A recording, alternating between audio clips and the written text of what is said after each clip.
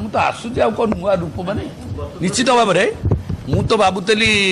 ଗୋଟେ ଅଲଗା କଥା ଗୋଟେ କାଉଣ୍ଟର ପାର୍ଟିରେ ଲଢ଼ିଥିବି ହବ ବୋଲି କିନ୍ତୁ ଏବେ ବି ସରକାରୀ ଦଳରେ ଆସିକି ପହଞ୍ଚିଗଲି ବୁଝିପାରିଲେ ନା ନାଇଁ